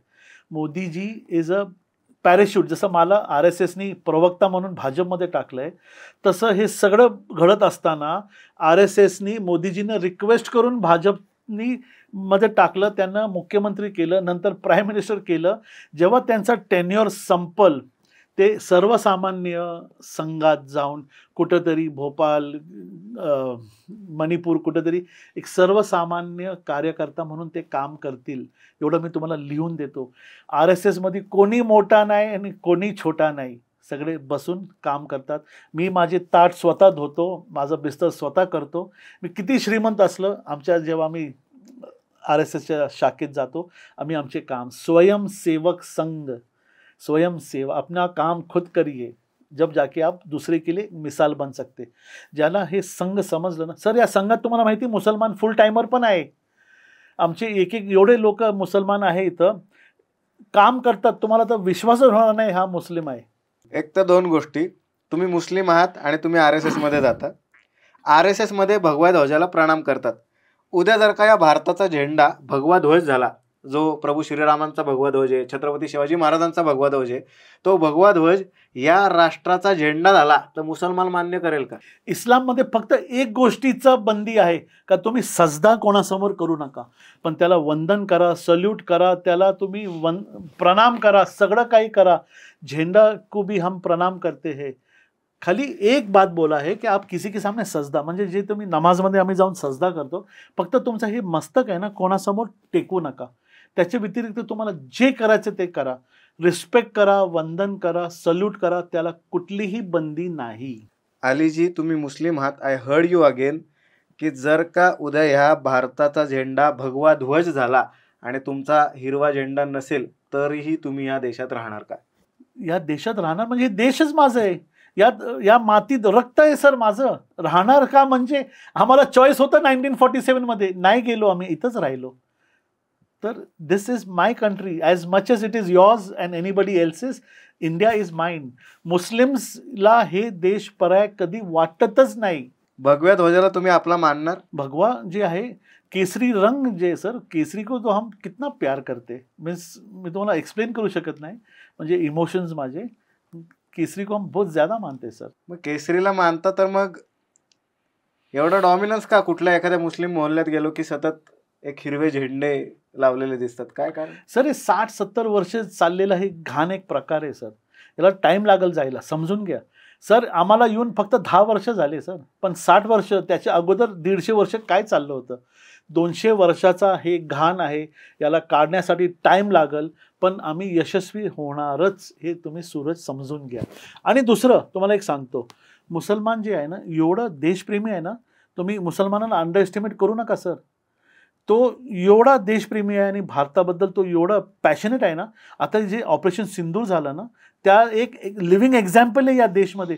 आम्हाला तर असं वाटलं होतं का खलास आता पाकिस्तान संपला, राहणारच नाही. ते माफी मागितली, ते घुटण्यावर गेले म्हणून ते जिवंत राहिले, नाहीतर मला वाटतं मोदीजींनी त्यांना संपूनच टाकलं असतं. जेव्हा कधी मुस्लिमांचा विषय येतो या देशामध्ये, मी असं ऐकलं की बरेच मुस्लिम एका नावाला या देशामध्ये घाबरतात. ते नाव आहे इंद्रेशजी. पण हे इंद्रेशजी कोण आहेत नक्की? आणि मुस्लिम बरेच जण असे आहेत की बाबा अनेक कम्युनिटीज मुस्लिमांच्या एका नावाला घाबरतात या देशामध्ये, ते आहे इंद्रेशजी. कोण आहे ते? आमचे जे 5 टॉप कार्यकारिणी आहे संघाची, त्यातनं एक मेंबर इंद्रेशजी आहे. आणि इंद्रेशजींनी आपलं संपूर्ण जीवन 1971 पासून त्यांनी संघात दिले. ते गोल्ड मेडल आहे, पंजाबमधून आहे, एवढ्या मोठ्या फॅमिलीमधून आहे, इंडस्ट्रियलिस्ट फॅमिलीमधून आहे. त्यांनी सगळं त्यागलं आणि संघात आले. त्यांनी 20 वर्ष काश्मीर इश्यूवरती काम केलं आहे. जेव्हा काश्मीर जळत होता, त्यांना 2दा किडनॅप झालं आहे, 2 वेळा त्यांच्यावरती गोळी त्यांना घासून गेलेली आहे.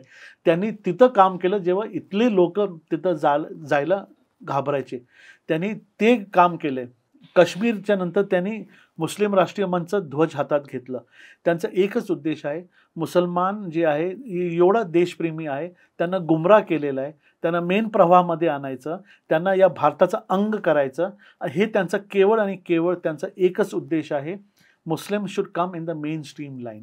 त्याच्यावरती ते काम करतात. आणि त्यात आमच्यासारखे काय छोटे मोठे कार्यकर्ते आहेत, ते प्रयत्न करतात. कारण आम्ही अंतःकरणातून टोटली समर्पण केलेलं आहे. इंद्रेशजींचं काम हे एवढं स्वच्छ आणि पाक काम आहे, आणि ते आम्ही पुढं नेलं आणि मुस्लिम मेन प्रवाहामध्ये आले तर India will be the best example for Muslims in the world. भारताचा एक्झाम्पल वर्ल्डमध्ये लोक देऊ शकतील का मुस्लिम्स आर द सेफेस्ट, सर्वात सुरक्षित मुस्लिम्स इंडियामध्ये आहे. पण हे मी असं ऐकलं, त्यांच्या बऱ्याच स्टोरीज ऐकल्यात की लोक, अनेक मुस्लिम कम्युनिटीज इंद्रेशजींपासून पळतात, घाबरतात त्यांना की बाबा यांच्यासोबत गेलो तर आपल्याला या भारतासाठी काम करावं लागेल, या देशासाठी काम करावं लागेल. आणि मी असंही ऐकलंय त्यांनी एकेकाळी मुस्लिम बनून सुद्धा काम केलंय. त्यांना कुराणची एवढी अभ्यास आहे सर, त्यांना कुराणचा एवढा अभ्यास आहे त्या माणसाला. संघाचा कुठलाही माणूस जेव्हा प्रचारक काही विषय हातात घेतो ना, तर ते खोलमध्ये जाऊन काम करतो. आणि एवढे व्याख्यान तासन तास आम्ही त्यांचे गोष्टी ऐकलेले. कुठंही एकही कॉर्नरमध्ये इंद्रेशजी मुसलमानांच्या विरोधात बोलताना मी कधीही ऐकलेलं नाही. असं काय असतं तर मी एवढं अंतःकरणातून तिथं जुडलो नसतो. बघा, मी बिझनेस फॅमिलीमधून येतोय, पॉलिटिक्स माझं हे मेन डोमेन नाही, पण एवढं मी का तिथं अट्रॅक्ट झालो, तिथं का मी अंतःकरणातून इंद्रेशजींसोबत जोडून त्यांचं हा एक स्वप्न भारतात घेऊन मी महाराष्ट्रामध्ये काम करतोय. कारण हे काम आपण केलं तर येणाऱ्या नसलसाठी, येणाऱ्या पिढीसाठी खूप महत्त्वाचं आहे. कारण 150-200 वर्ष ब्रिटिशानंतर या काँग्रेसनी मुसलमानांना गुमराह केलं, फक्त आणि फक्त त्यांचं मतदान घेण्यासाठी त्याचं यूज केलं. आणि मुस्लिम एवढे इनोसेंट होते, ते वाहून गेले, ते फसले. त्यांना ह्यानी सक्सेसफुली दाखवलं का हिंदू तुमच्या विरोधात आहे. एवढं एक सिस्टमॅटिक काँग्रेसनी घाणेरडा एक राजकारण केलेलं आहे. त्याला वॉशआउट करण्याचं काम हे संघ करतोय. भाजप हे संघाच्या जे परिवार आहे त्यामध्ये 17 नंबरवर आहे. म्हणजे इम्पॉर्टन्स तुम्ही बघा, हे पॉलिटिकल पार्टी 17 नंबरवर आहे आणि मुस्लिम राष्ट्रीय मंच हे टॉप 10 मध्ये आहे. म्हणजे त्यांचा काम किती महत्त्वाचं आहे का भाजप 17 नंबरवर, मुस्लिम राष्ट्रीय मंच 10th नंबरवर, त्याच्यापेक्षा विश्व हिंदू परिषद, पतित पावन, किती सारी संघटना आहे जे काम करतात. तर राष्ट्र आम्हाला खूप जास्त इम्पॉर्टंट आहे, पक्ष हे सेकंडरी आहे. एवढं सगळं कळतंय मला, पण मला तरी पण बऱ्याच गोष्टी मुसलमानांबद्दल समजून घ्यायच्यात. जसं की सगळ्यात महत्त्वाचा मुद्दा मुसलमानांचा हा की लहान लहान मुलं त्यांचं तो महत्त्वाचा पार्ट, छोटासा पार्ट, सेंटर पॉईंट, त्याचा एक तुकडा कापणं, म्हणजे याला खातना म्हणतात मला वाटतं. खतना म्हणतात त्याला. खतना. तर का करायचं असतं तुम्हाला ते? सर्कमसिजन जे आहे ना हे तुम्ही बघा ख्रिश्चनमध्ये पण आहे. त्याचं ग्लोरिफाय केलं नाही, त्याची जोक कोणी केलं नाही. ते हायजीनसाठी ते करण्याचं त्यांनी मुसलमानांच्या मुलांना, मेल लोकांना हे कंपल्सरी केलंय. पण for scientific reasons, not for any religious reason. तुम्ही कधी डॉक्टरांना पण विचारलं, डॉक्टर म्हणतील केलेलं बेटर आहे, नाही केलं तर काही त्याला प्रॉब्लेम नाही. पण इस्लाममध्ये ते करण्याचं त्यांनी यासाठी सांगितलंय, फॉर सायंटिफिक, फॉर क्लेनलीनेस, साफसफाईसाठी ते करण्यासाठी त्यांनी ते सांगितलं.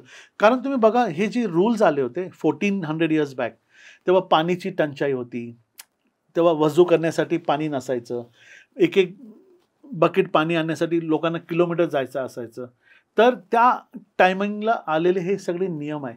बेसिक मी मानतो, जसं आज इंटरनेट आलं आहे, टेक्नॉलॉजी इम्प्रूव्ह झाली आहे, हर नल में जल आ गया आहे.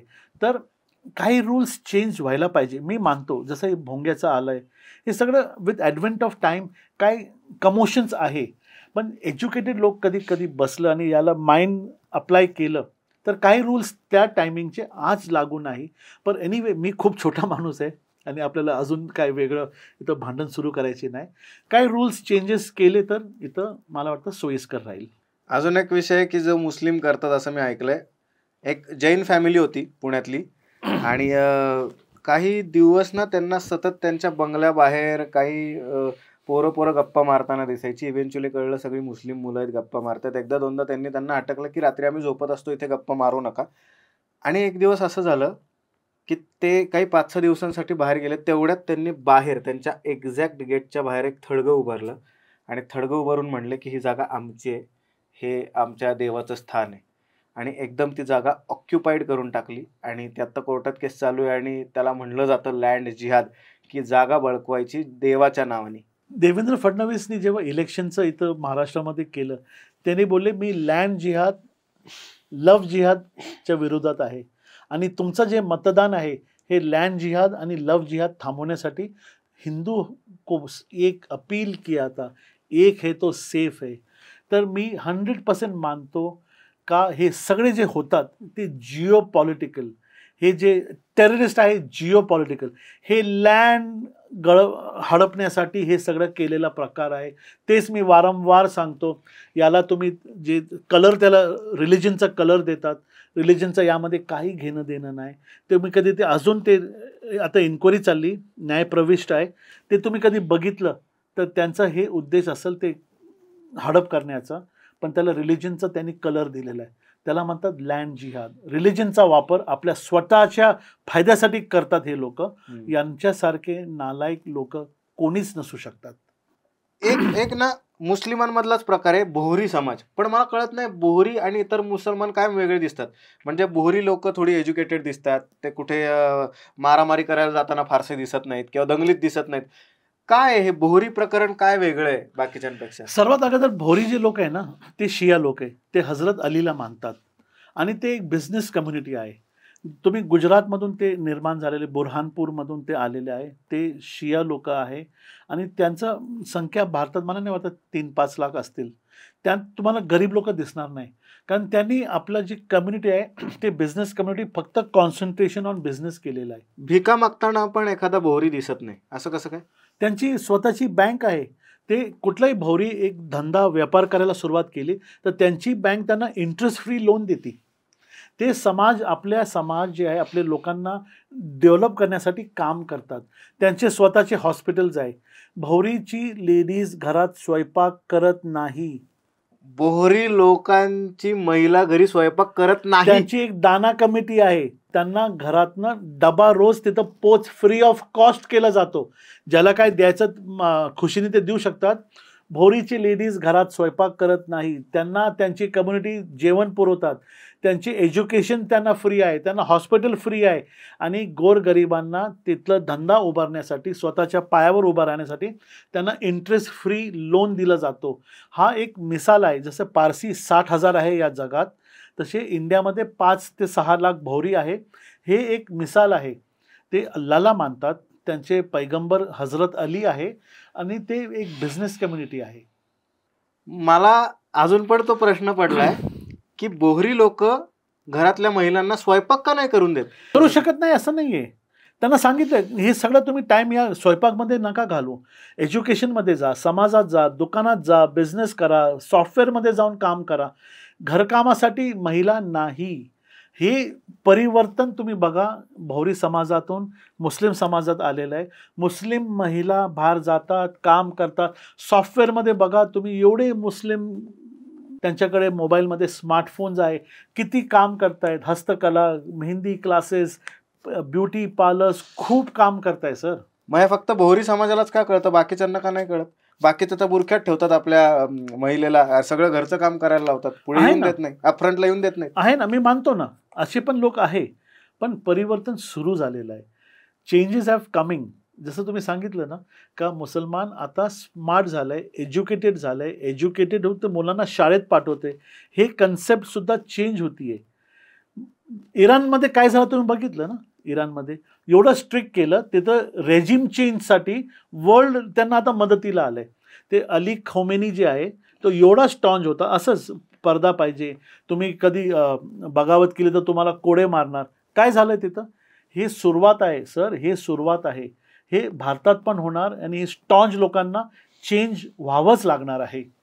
कारण महिला स्वतः आता राहणार नाही आणि त्यांना हे पसंत पण नाही. एक मुस्लिम बीजेपी साठी एवढं काम करतोय, पण एवढं असून सुद्धा बीजेपी मधला एखादा मोठा नेता मुस्लिम का नाहीये?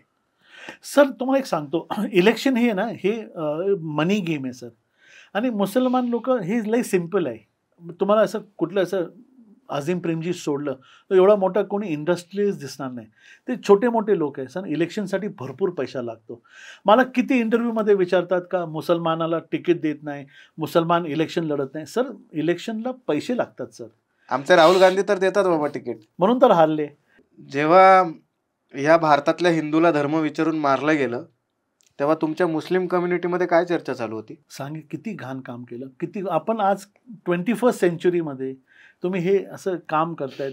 यामुळे तुम्हाला वाटलं नाही का जे या देशात मुसलमान राहतात त्यांच्यावरती काय गुजरणार? कधी हे रिव्हर्स इफेक्ट झाला असता साहेब तर तुम्ही एक अंदाज करू शकत नाही का किती प्रॉब्लेम्स इथं झाले असते. म्हणजे जे मासूम लोक आहेत ज्यांचं काही घेणं देणं नाही त्यांना या 4 सरफिरे लोकांमुळे त्यांना किती अडचण झाली असती. ते तर ठीक आहे, ते परमेश्वरची कृपा आहे, त्याची लीला तुमच्याने माझ्यापेक्षा वेगळी आहे. हे डिवाइड करण्यापेक्षा इथं आम्ही युनायटेड झालो. तुम्ही शिया आहात का सुन्नी आहात? मी कट्टर सुन्नी मुस्लिम आहे सर. मी काय फरक आहे शिया आणि सुन्नीमध्ये? सुन्नी जे आहे आम्ही मोहम्मद पैगंबरला आमचं प्रॉफिट, आमचं पैगंबर मानतो आणि शिया लोक हजरत अलीला त्यांचा प्रॉफिट मानतात. एवढंच फरक आहे, बाकी काही फरक नाही. आमचं कुराण एक आहे. कोण होते हे दोघं? हुजूर जे होते मोहम्मद पैगंबर आमचे सल्लल्लाहु अलैहि वसल्लम ते प्रॉफिट होते आणि हजरत अली त्यांचे जावई होते. आणि त्यांची जी मुलगी होती जे हजरत अली सोबत लग्न केलं ते हुजूर पाक सल्लल्लाहु अलैहि वसल्लमची सर्वात लाडकी मुलगी होती. आणि हजरत अली हे मोहम्मद पैगंबरचे लाडके जावई होते. खूप त्यांचा जवळचा संबंध होता. काय फरक आहे शियांच्या वागण्यांमध्ये आणि सुन्नींच्या वागण्यामध्ये? काही पण नाही.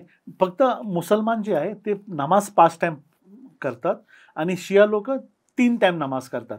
ते 5 मिळून ते मगरिबची जी आमची नमाज असती ते 2 नमाज मिक्स करून करतात. एवढंच फरक आहे. मी तुमच्याच मुस्लिम कम्युनिटीमध्ये ही चर्चा ऐकली की शिया सुन्नींचं कधीच पटणार नाही. पाकिस्तानमध्ये तुम्ही बघा तर सुन्नी शियाचं एवढं मोठं भांडण आहे, एवढं मोठं भांडण आहे. आता इराणवरती जे शिया नेशन आहे त्यावर अमेरिकेने अटॅक केलं, तर पाकिस्तान डोनाल्ड ट्रम्पला वर्ल्ड पीस अवॉर्ड देण्यात ते त्यांनी पुढाकार घेतला. तर हे डिवाईड आहे, तर ते तुम्ही नाकारू शकत नाही. पण 100% एज्युकेशन येतोय, हे डिवाईड जास्त दिवस राहणार नाही. मुस्लिमांची मूळ भाषा आहे उर्दू, बरोबर ना? म्हणजे मला एक कळत नाही, एवढी भाषा म्हणून ती चांगली आहे नो डाऊट, पण इतकी कॉम्प्लेक्स काय? म्हणजे ते ते ख एकदम आतून म्हणायचं असे काही शब्द आहेत, असं का? म्हणजे हे सूरज, तुम्हाला एक सांगतो, उर्दू भाषा जी आहे ना, त्या प्रोनाऊन्सिएशन जे म्हणतात, टंग ट्विस्टिंग आहे. जसं माझ्या मुलीचं नाव झिया आहे, झिया, ZIA. आपले महाराष्ट्रीयन लोक त्याला जिया म्हणतात. जिया म्हणजे त्याचा अर्थच वेगळं झालं. तर झेड सायलेंट आहे, झेड प्रोनाऊन्स मराठी भाषामध्ये जेच्या हिशोबाने करतात, आणि झिया उलगला जिया उलहक म्हणतात. तर प्रोनाऊन्सिएशनमध्ये खूप जास्त फरक आहे. उर्दू भाषामध्ये थोडं स्ट्रेस जे आहे ना, आणि काही शब्द आतून तुम्ही बोलतात. ख्वाजा गरीबन नवाज आपण म्हणतो, ख्वाजा तुम्ही म्हणतात, खाजा इतना बोलतात. आणि जेव्हा एक महाराष्ट्रीयन बोलू ते इतना बोलणार तो. आणि उर्दूचे पुष्कळ शब्द आहेत जे आतून येतात. आणि Urdu language is a backdrop of Persian लँग्वेजचं डिसेंट आहे तिथं. आणि तुम्हाला ते ऐकायला कानाला खूप चांगलं वाटतं उर्दू लँग्वेज. मी आमचे एक उर्दूचे प्रोफेसर यांना भेटलो, त्यांना आता पद्मभूषण अवॉर्ड देण्यात आलं, प्रोफेसर ऐनुल हसन म्हणून. ते उर्दू युनिव्हर्सिटी चालवतात हैदराबादमध्ये. तर एक त्याला कन्सेप्ट जीवन ठेवण्यासाठी आपलं भारत सरकार, आता तुम्ही बघा, भारत सरकार उर्दू लँग्वेज हे जीवन ठेवण्यासाठी एवढं अनुदान आहे, उर्दू काउन्सिल उघडलंय. उर्दू लँग्वेज जिवंत राहावी यासाठी मोदी गव्हर्नमेंट काम करतंय. येस, मी तिथं स्वतः जाऊन आलोय, आणि जे माणूस हा काम करतोय त्याला पद्मभूषण देण्यात आलं. तुम्ही भारतीय मुसलमान आहात, ज्या पद्धतीने धर्माच्या नावाखाली छत्रपती संभाजी महाराजांना मारण्यात आलं, एक मुस्लिम म्हणून तेव्हा ते बघताना, तो चित्रपट बघताना काय मनात विचार आला? अंगावर काटे आले, डोळ्यातनं आसरू आले. जे माणूस एवढं खंबीर राहिला, आपले प्राण गेले तरी त्यांनी धर्मांतर केला नाही. म्हणजे आज तुम्ही महाराजांबद्दल काय सांगणार? म्हणजे त्यांचं आज जे प्रतिमा आहे, जे आपले यूथनी घेण्यासारखं आहे, आणि म्हणजे घसा भरून येतोय माझा. म्हणजे हे किती चुकीचं केलं ते औरंगजेब. जे बाकीचे जे त्यांनी चांगली कामं केली, काही मंदिरांना त्यांनी देणग्या दिले, पण ह्या जे त्यांनी कर्म केलं त्यामुळे त्याचं टोटल तो खड्ड्यात गेला. आणि त्याची कृतीमुळे मुसलमानांना जे त्रास झालं, आणि आज पण आम्हाला जे उत्तर द्यावं लागतो, त्या एक जे वेडापणा त्या माणसाने केला त्याचा नुकसान आज पण आम्हाला भरावं लागतोय. हे नाही केलं असतं त्यांनी, आणि संभाजीला फ्री सोडलं असतं, तर त्याचं नाव आज इतिहासात राहिला असता, त्याची कबर मोडली नसती. काय वाटतं जेव्हा छत्रपती संभाजी महाराजांचं नाव येतं तेव्हा एका मुस्लिमाला काय वाटतं? अभिमान वाटतो सर. मी आज तुम्हाला खरं सांगतो, हे प्रश्न तुम्ही मला इंटरव्ह्यूमध्ये विचारणार, मला माहीत पण नाही. अभिमान वाटते. आपलं रिलिजन कसं राखावं, प्राईड आणि इगो कसं ठेवावं, हे शिकावं तर संभाजी महाराजांकडनं शिकावं. छळ केलं त्यांचे, काय केलं म्हणजे सांगण्यासारखं पण नाही एवढं आपल्या माध्यमातून. एकदम चुकीचं काम केलं सर. म्हणजे त्यामुळे ते इतिहास पलटी झालाय. तुम्ही मुस्लिम आहात, आज जर का औरंगजेब तुम्हाला भेटायला आला तर त्याला काय सांगाल? सर फिरा माणूस, स्वतःच्या भावाला, बायकोला, बहिणीला जे माणूस सोडला नाही, तो आमचा नेता कसा असू शकतो? असू शकत नाही. आणि कुठल्या ग्रंथात लिहिलंय का इस्लाम फैलाने के लिए? परमेश्वराने सांगितलंय, अल्लाने सांगितलंय, माझा रिलिजन मी करल, तुम्ही काय त्यात हस्तक्षेप करू नका, तुम्ही माझा इस्लाम फैलवण्यासाठी हे सगळे कृत्य करू नका. त्यामुळे इस्लामचं नाव खराब झालं आहे सूरज. मी तुम्हाला सांगतो, इस्लामचं नाव खराब झालं आहे. इथं ब्रिटिश येण्यापूर्वी हिंदू आणि मुस्लिम खूप प्रेमाने राहायचे. तुम्ही काही काही आहे, सगळंच काय असं वाईट नाही, काही तुम्ही गोष्टी काढून बघा, किती प्रेमाने राहिले. ख्वाजा गरीबन नवाज बघा, मोइनुद्दीन चिश्ती बघा, इथं जे संत आहे, इथं जे दर्गा आहे, इथं आमची शिवापूरची दर्गा आहे, तिथं हिंदू का जातात? का जातात? त्यांची ही सुफिझमच्या माध्यमातून त्यांनी हिंदुवांचं मन जिंकलंय. ते धर्म परिवर्तन करण्यासाठी नाही जात, त्या संताचा मान, अभिमान, त्यांचा गौरव गाण्यासाठी जातात. आज तुम्ही बघा सूरज, कुठल्याही दर्गावरती 50% हिंदू तर 50% मुस्लिम आहे सर. तर ते सुफिझम आहे, ते खरं इस्लाम आहे. त्यामुळे सर काही लोकांनी जे धर्मांतर केलं असेल तर त्या सुफिझमकडे केलं असेल, पण नंतरून हे काय सर फिरे लोकांनी सगळं सत्यानाश करायचं काम केलं आहे सर. तुम्ही मुस्लिम आहात आणि आज जर का छत्रपती संभाजी महाराज तुम्हाला भेटायला आले तर त्यांना काय सांगाल? मी तर मुजरा केला असता. मी तर त्यांच्या समोर नतमस्तक झालो असतो. नेता असावा तर महाराजांसारखा, ज्यांनी समाजाला घेऊन काय सेना नसताना काय नसताना शिवाजी महाराजांची जी आज एक प्रतिमा आहे, छत्रपतींची जे एक आम्ही जे घेऊन चाललो आज महाराष्ट्रात, जे आम्ही जे शासन करायचा प्रयत्न करतोय, ते स्वराज्य जे आता आलंय आज शिवाजी महाराज आणि त्यांच्या वंशांचं आम्ही एवढं सर, आमच्या मुसलमान लोकांनी त्यांच्या सेनात काम केलंय. एकही त्यांनी मस्जिद तोडली नाही. जिथं आक्रमण केलं, कुराण भेटले तर त्यांनी मान सन्मानाने ते मुसलमान लोकांना परत केलंय. तर हे तुम्ही डॉमिनन्स, हे तुम्ही एक्झाम्पल येणाऱ्या नसलसाठी ठेवायची का औरंगजेबची नसल ठेवायची? म्हणजे बघा ना सर, आज इतिहास खरा बोलतो. इतिहास काही वेळासाठी तुम्ही पुसू शकतात, कायम पुसू शकत नाही. सत्य हे परत उभारून समोर येतो आणि महाराजांचं सत्य आज आपल्याकडं आलंय म्हणून ते टिकलंय. एका मुस्लिम माणसाला ओवेसी बद्दल काय वाटतं? ओवेसीने तर मला परवा क्लीन बोल्ड केलं. ते बोले आमचे काय मतभेद असतील, पण जेव्हा आम्ही इंटरनॅशनल फोरमवरती जातो तर आम्ही सगळे एक आहे. त्यामुळे माझा ओवेसीबद्दल थोडं रिस्पेक्ट वाढलंय. ते खरं आहे. कधी कधी ते मोदीजींबद्दल ते पॉलिटिकल त्यांचा काय अजेंडा असेल, गॅम्बिट असेल, पण as a Indian he is clean bold मी. आणि मला असं वाटतं सर्व भारतीयांना ते ऐकायला पण बरं वाटलं असेल. तिथं ते परत ते डिवाईड करायचा जेव्हा त्यांनी प्रयत्न केलं, ते बोले आमचे डिफरन्सेस आम्ही इथं घरी ठेवून वर्ल्ड फोरमवरती पाकिस्तान किती नालायक देश आहे हे सांगण्यासाठी मी आलो आहे. आणि मला हे पटलं आहे का जे आमच्या मुसलमानावरती करायचा प्रयत्न या टेररिस्टनी केले ते त्यांना शिक्षा दिल्याशिवाय माझा पंतप्रधान राहणार नाही. ओवेसी हा माणूस ठार वेडा आहे असं कधी कधी मला वाटतं. कारण की एकदा मला असं व्हायचं की अरे हे ओवेसी फक्त धर्मासाठी काम करतो, त्याला देशाची काही पडलेली नाहीये. आणि एकदम जेव्हा असा टेररिस्ट अटॅक होतो तेव्हा पहिल्या काही जणांमध्ये ओवेसी असतो जो स्टँड घेतो की हे अजिबात खपवून घेतलं जाणार नाही. आणि मला तेव्हा असं होतं, बाप रे, ह्या देशाच्या मुस्लिमाला मी बहुतेक ओळखलंच नाहीये. आणि मला अंगावर काटा आला होता जेव्हा मी ओवेसींकडनं ऐकत होतो की धर्म विचारून मारलंय, त्यांना सोडलं जाणार नाही. आणि तेव्हा जो मोदींना रोज शिव्या घालतो त्यांच्यासोबत उभा राहिला, काय वाटलं होतं तेव्हा? टोटली मला असं वाटलं हा माणूस एक एक मुस्लिम जे नागरिक आहे, सर्वसाधारण मुसलमान आहे, त्याचा मनातलं बोलतोय. कारण इथं राजकारण हे वेगळं आहे, इलेक्शन हे वेगळं आहे, पण जेव्हा भारतावर संकट येते, इथलं 25 कोटी मुसलमान हिंदुवांसोबत आणि सीख सोबत धर्म विचारून नाही, भारतीय नागरिक म्हणून उभं राहणार. हे मी तुम्हाला वारंवार सांगितलंय. आपल्या या पॉडकास्टच्या माध्यमातून मी तुम्हाला सांगितलंय, मुसलमान या देशातला हा वेगळं नाही. He is a Indian first. भारतीय नागरिक तो अगोदर आहे, नंतर तो मुसलमान आहे. असो, शेवटाकडे येऊ. तुम्ही आता RSS मध्ये आहात असं मला म्हणलं. तर मला हेच कळत नाही की एखादा माणूस पतित पावन संघटनेत कसा असू शकतो जो मुसलमान आहे, जी पूर्ण हिंदू धर्माला फॉलो करणारी संघटना आहे. हेच मला कळत नाही. जरा ते पण सांगा. पतित पावन ही एक संघटना जी आहे त्याचं टॅगलाईन माहिती काय? तन मन से हिंदू. आणि हिंदू जे आहे ना, हे मी रिलिजन मानतच नाही, वे ऑफ लाईफ आहे. माणसाने सकाळ झाली तर संध्याकाळपासून कसं राहायचं हे हिंदुइझम त्यांना शिकवतोय.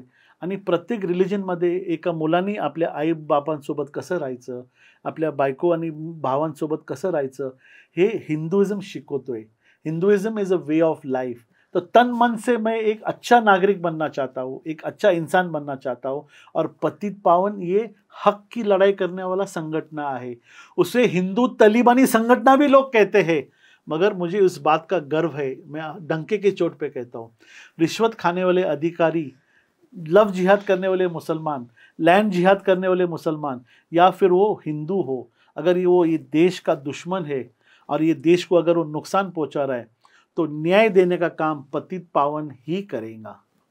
औरंगाबादचं नाव छत्रपती संभाजीनगर झालं तेव्हा काय वाटलं एक मुस्लिम म्हणून? मी तर म्हणतो उशीर झालं. औरंगजेबचं या देशासाठी काय योगदान आहे? इथं लुटून पैसे त्यांनी आपल्या गावाला पाठवले, त्याचं नाव इथं देण्याचं काय आवश्यकता नाही. छत्रपती शिवाजी महाराजांनी या देशासाठी जे केलं ते इथंच ठेवलं, ते कुठं त्यांनी नेलं नाही. तर हे करण्याचं काम कधी या नेत्यांनी केलं असतं तर त्यांचं गुणगान झालं असतं, त्यांचे नावाचे रस्ते आणि चौक आम्ही ठेवले असते.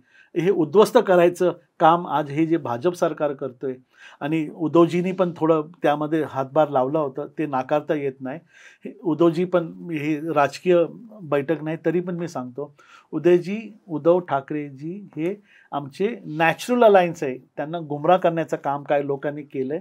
खूप लवकर जसं राज तुम्ही ठाकरे, सध्या बीजेपी मध्ये काम करताय माहिती आहे ना? हो मी तुम्हाला सांगतोय, हे आमचे नॅचरल अलायन्स आहे. आणि खूप लवकर जेव्हा बोलतो ना, दिन का भूला अगर रात को घर आता है तो उसे भूला नहीं कहते. मला असं वाटतंय शिवसेना जी आहे उद्धव ठाकरेंची उरलेली, तेही एक दिवस भाजपसोबत येणार आहे. वा.